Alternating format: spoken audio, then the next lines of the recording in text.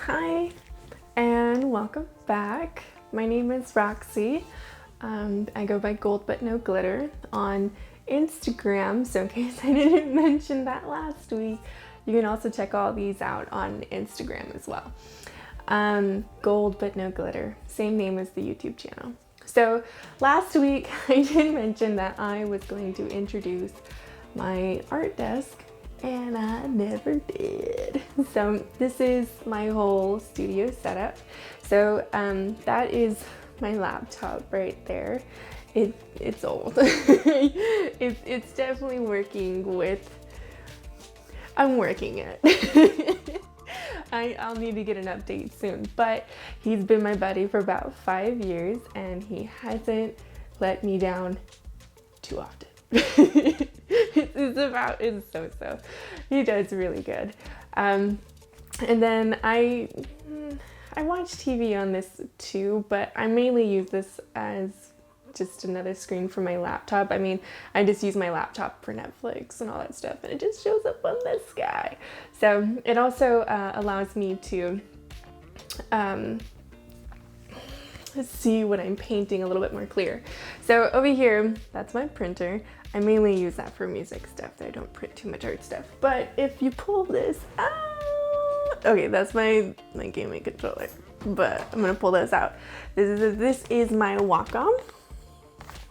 It's the Wacom Medium Pro, and I got this used. There's so many like graphic designers that give up that I got it from one of them. Very cheap, like half price. So I was super excited about that. And he just stays over there. And I just took him. It actually fits perfectly. I was super excited. I bought this desk for like $15 at the Habitat Restore. I was like, and then over here I have not just my digital art stuff, but like I have a lot of watercolor stuff in here. Like for instance, oh no, this is my acrylic stuff. I have so much painting stuff. It's all kind of jumbled about in here. I got a nice ruler. It's see-through. But this is where I keep my traditional art stuff, and I might show you more of that if I start doing more traditional stuff again. It's been a while. I just find it's a lot easier to do digital stuff lately. Mainly because like as far as distributing it online, showing it online, it's just easier. With traditional art, you have to go through the whole photography. I don't know. For some reason in my mind, digital art is so much easier as far as putting on social media. Right here, these are my planners and journals. If you guys know about bullet journals, I'm really into bullet journals. I don't make pretty ones. I don't do art in my bullet journals. I can't. It's too much. And then I have my journal. Don't look in it.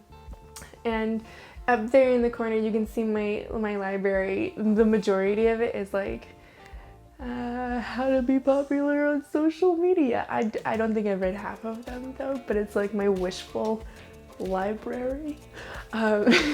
Books I'd like to read one day but haven't. So and then some, actually it's a lot of nonfiction. I don't think I really have a lot of fiction books. I think I keep all those on my Amazon Kindle, just digitally on my phone. Right now I'm reading The Hitchhiker's Guide to Galaxy, and I'm starting on the first one, and I'm realizing it's a lot of pages for the whole series, so we'll see how far I get. Anyway, I know we're gonna get past the introduction, and today we're gonna talk about religion. I know I'm bringing up all these hot topics, and I figured since I titled this one, God looketh down upon his children, that maybe we talk about religion in this one. So I grew up Mormon. Thankfully not the polygamous ones, or the currently polygamous ones. Mormons were the mainstream Mormons were at one point polygamous, but they are not right now. And yeah, I grew up in Mesa, Arizona, which is one of the hot spots for Mormonism. And I was super Mormon. I loved it. It's honestly a great community. It's not a bad way to grow up. There's certainly worse ways to grow up. And I didn't know any better as a kid. You just don't know what's out there other than how you grow up. So it didn't feel very abnormal to, I guess, not curse. I mean, kids aren't supposed to anyway. We didn't date till 16. I was super awkward. I didn't really date till college anyway, so that's okay with me. There were no drugs. I wouldn't even have known where to get them in high school. Okay, I think I did, but like, I don't know. And then no sex before marriage and no rated R movies. And I think those were the really big rules that like, oh, and no caffeine or coffee or tea that isn't herbal. And those were like the big ones that I mainly paid attention to. Oh, and no masturbation. Couldn't do that. I don't know. Couldn't do that. And I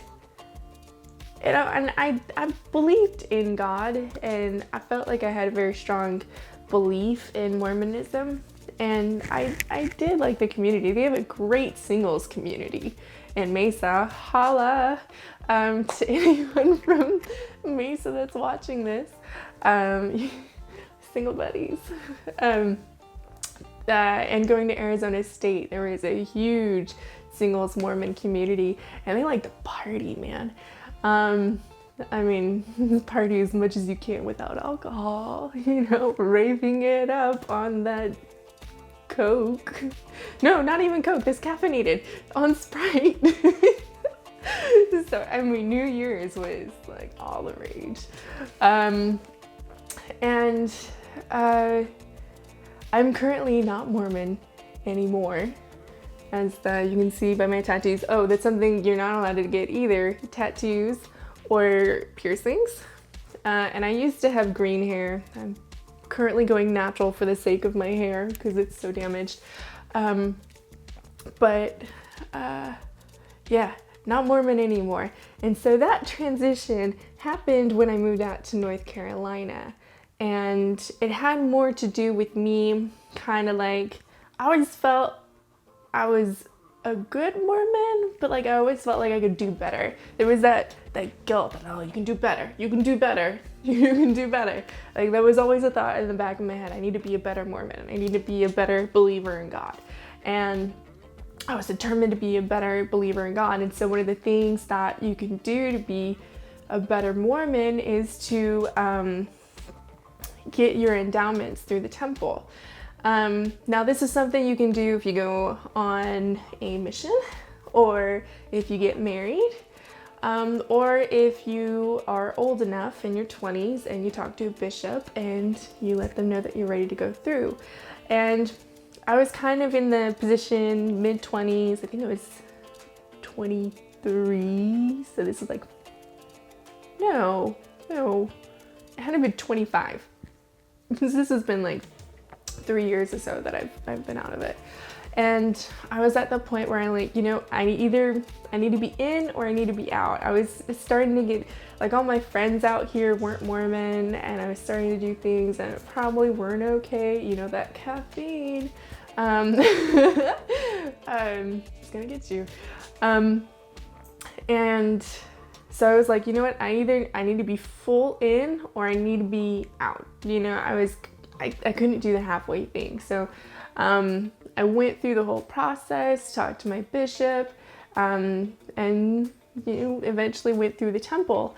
And I'm not going to talk specifics about what happened in there, just out of respect for my friends and family that are still Mormon, because it is sacred to them. But it was weird. And if you really want to find out what happens in there, there's there's places you can find it. And I tried my hardest to explain what I saw, what happened. I tried so hard because I really, really, really, really wanted to stay Mormon, because it was so much easier than the thought of having to change everything about my life, it felt. And no one could explain it well enough why the things that happened in the temple well enough that I felt good about it anymore. And then when the Mormon church couldn't explain it to me well enough, I started to go outside of the church to other literature, to other people who were talking about it, to other ex-Mormon communities. And it's considered anti-Mormon. I don't think it's anti-Mormon. I think it's accurate, and that Mormons like to do their own spin on their history and what happens in the temple. And it did feel dishonest, and I was finally getting some truth in the anti-Mormon literature and communities. And that was a very steep slope where I just, or I guess I'll do it this way, where just all the thoughts in my head just spinning. And I had an identity crisis. Like, I think that was the worst I've ever, I was just so depressed. I mean, my whole life dynamic changed. And I all the thoughts that I had ever had about God and my existence, you know, all of a sudden there's no heaven, there was no pre-life, there's no afterlife, and I'm like dealing with, you know, I'm gonna die, nothing happens after that. And it all happened at once, and it was just so much to process. But once I went through that, I felt so free. Just in my mind, to me, I was able to finally live honestly. Like, I was able to come to terms with what I believed, and now what I could believe or move on to. And for the first 2 years, I was very angry at all religion. If you mentioned it, I was bitter, angry, and I've moved past that now. And I do believe myself to be spiritual, in the sense that I think that there is something bigger and greater beyond this, but as to what it is, or whose God it is, I'm not sure. I like to think that there's like a female God and a male God, because I believe in equality. But I mean, my biggest hope is for reincarnation. I would like to be a golden retriever in a very upper middle class family, please, next life. But yeah, I'm okay with it, and I still respect the Mormon religion for raising me and providing a semi-good home. My parents had their own issues, and we had a somewhat stable home, but Mormonism kind of helped where it could with that. But yeah, I've moved past and forgiven them, and think that I am in a much better place religion-wise. If you guys have thoughts on what you believe, how you feel about it, if you're Mormon, shout outs down there. I still think you're cool, even though your religion is crazy. I got no problem with you guys. Just to be one of you. Or if you have different thoughts on it, let me know. Or if you have cat pictures you want to show me, I would love that. Anyway, subscribe if you want to, or don't. I think it's cool either way. You can also follow me on Instagram at the same name, Goldbutnoglitter. Anyway, thank you for listening to my ramblings and watching my fun cat time-lapse art video. And hopefully I'll see you in the next one. Bye.